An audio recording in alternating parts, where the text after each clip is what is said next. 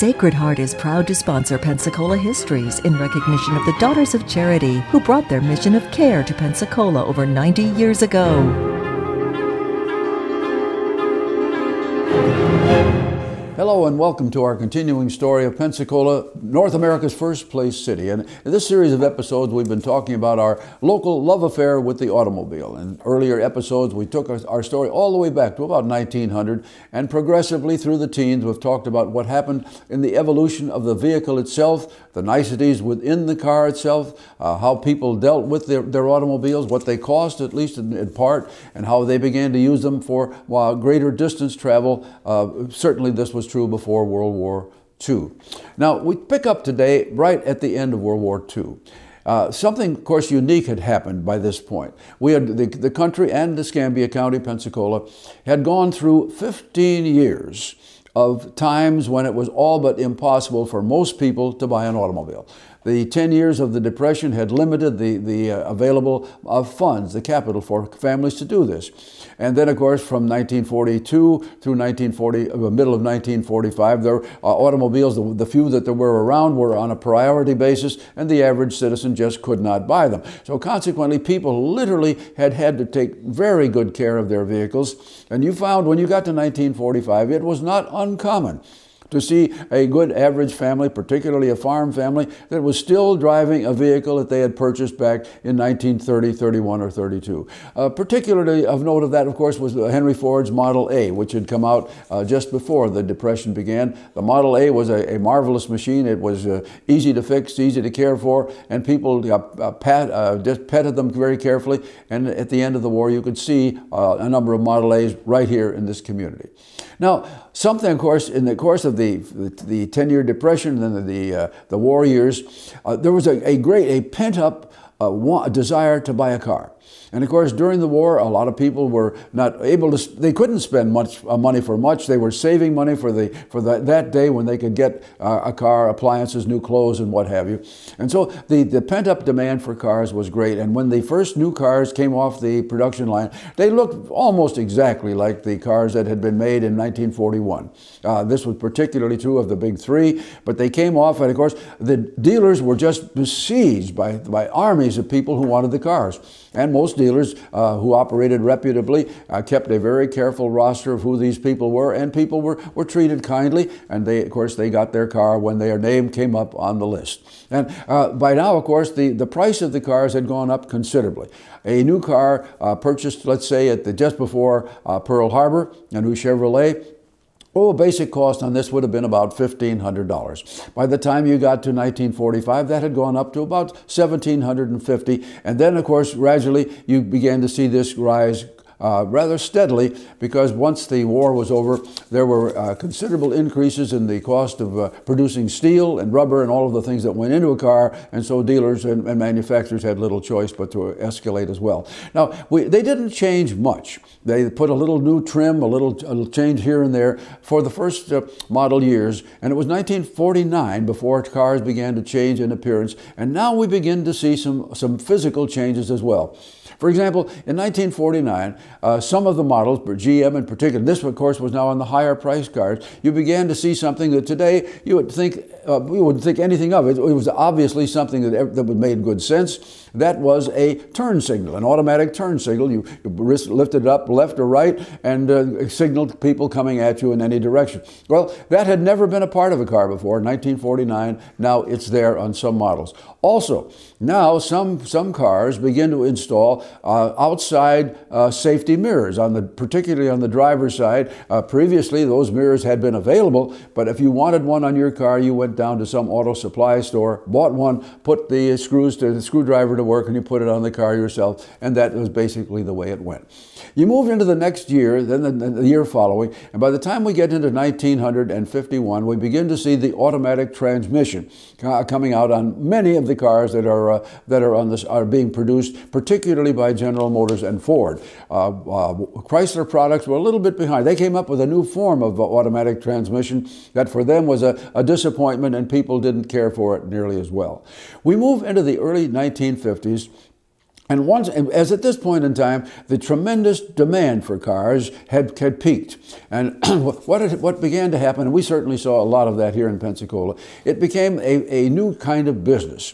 Several companies who had been used car dealers now recognized that there were some smaller dealers up in Georgia or Alabama who were being forced to take more cars than they could sell by the manufacturers. And so Girard Motors and Garden Street Motors and Hill Kelly Motors worked out what we would call, they had deals with these small dealers up there, and they would pay maybe $100 or $200 over the manufactured sales price of a car, bring it back brand new, put it on their lot down on Garden Street, and so they became, quote, new car dealers. Well, actually they were still used car dealers as well. Of course, the remaining new car dealers were furious at this, but the manufacturers, unfortunately for them at least, did not make any changes. We move forward through the 50s, and we see change after change after change, and now we begin to see mergers, because some of the old line manufacturers like Nash and Packard and Willis and some of the others are having trouble. They're in serious competition, and they have lost favor with some of them. And of course, there are all sorts of modern ideas that have come up. Several people have come up with new styles that they think are going to be the nth degree. And of course, the great shipbuilder Henry Kaiser was one of these, and he and a partner named Fraser came out with a whole new series of automobiles. This is the late 50s now. They call them the Kaiser and the Fraser. And they even had a small version of this that they called the Henry J. And there was a dealership for this down on Balin Street, and they were introduced. Unfortunately for the manufacturers, they did not sell for long. Well, by the time we get into the late 1950s, another phase of motoring is beginning to change. President Eisenhower, who had been in Europe, of course, during the war, and had seen the success of the Autobahn system, which the German government had begun building back in the early 1930s. And Ike realized that this could be a boon to the United States in many ways. And so he pushed through Congress a bill creating the interstate system.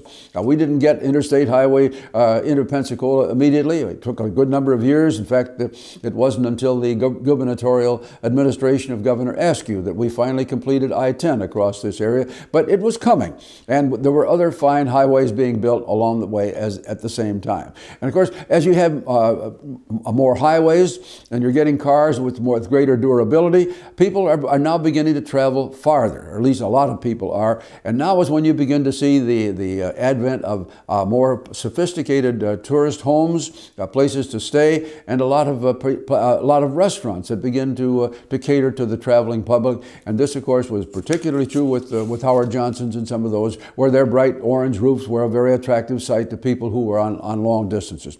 Well, also the coming of the cars, of course, in the end of the 1950s, brought the first serious competition to American manufacturers from abroad. In the late 1950s, the Volkswagen makes its appearance here. We begin to see the Mercedes cars come. Then in 1957-58, the same Girard Motors that had been selling the new cars as used cars became our engine for automobile imports. Mr. Girard worked out an arrangement with 4 different manufacturers in France, Italy, and Great Britain to bring their cars through the port of Pensacola, and he distributed these cars to dealerships he had set up in 6 different areas, not more than about 400 miles from Pensacola. And the cars just flooded through the port of Pensacola, and people felt that this was going to be the wave of the future. And of course, it took about 3 years before the big 3 in the United States came out with competitive size models, and Mr. Girard was wise enough that he sold off his business before that happened, so that he came out a rich man, and that phase of the commerce of Pensacola itself ended. Now, as these changes are coming along, people are beginning to travel in different ways.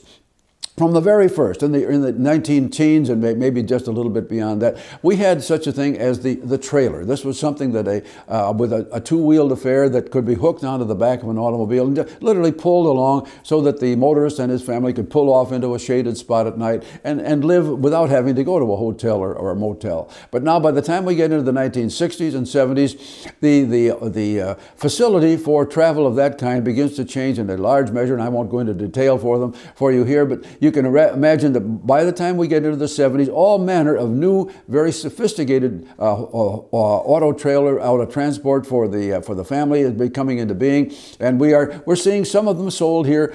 Several large dealers who began in about that time and are into the 21st century are still very, very strong and operationally here.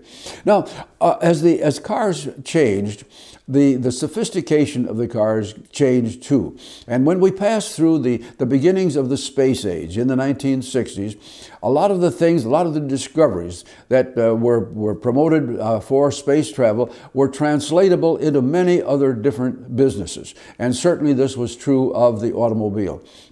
By the time we get into the early 1970s, we find computers being used in many facets of automobile manufacturing. I can remember one conversation I had with Frank Wells, who was at that time the president of Malden Ford, and Frank had just been to a convention of the Ford people up in Dearborn, and he came back and he was just sort of shaking his head. He said, I could not believe what I saw. But basically what is going to happen, he said, the man that we've trusted for years, what I call a shade tree mechanic out here with a little business at the side of the road, he said he probably won't be in business in another 10 to 12 years because he won't be able to afford the computer diagnostic gear that will be required to work on almost any automobile. And surely what Mr. Wells came back with in the 1970s has proven to be true. There are computers in just about every phase of the automobile as you drive it today. Other things began to change to simple things. Whereas not too many years ago, every automobile tire had within it an inner tube. That's what held the air. Well, by the time we get into the 70s, we begin to see all of that changing. We have tubeless tires that come along. We have tires that are called radials. Some of them are steel belted, some of them are nylon belted, but nonetheless, tires begin to be much more reliable. The need for the average motorist to have a kit to repair a puncture that has long since disappeared. I don't think I can remember anybody that I've talked to in recent years that has even changed a tire. It's something the tires have become far more reliable as well. Another thing, of course, that came along with the changing of times was the entertainment center. People began to enjoy more music in their cars. They began, some sets even today can come equipped with a television set in the back seat. With the advent of the new telephonic equipment, all sorts of things are possible as people ride along, getting all manner of things coming in over the radio from one stage or another, so that the entertainment in the car is so much more enjoyable than it once was. So basically, as we come into the 21st century, look at the automobile. When we talked about the first cars, we said, well, if a car managed to run for 10 or 15 or 20,000 miles, it was a remarkable piece of equipment. Today, most of the manufacturers today are providing one degree or another of universal maintenance for over 100,000. And it is not uncommon for families or businesses to drive their vehicles much more than that. So the reliability of the automobile, the problems, of course, that we face today are different than the earlier people did. Now we're beginning to worry about environmental changes, the fact that the gasoline engine is a contributor to air pollution, and this is something, of course, that the 21st century, well, it's going to give us another story, and if we get a chance to recreate this series in 25 years, I'm sure we'll be talking about something quite different on that. So basically, North America, and of course particularly our own community here, we've had a love affair with the automobile that we can now say is about 110 years old. So many things have happened,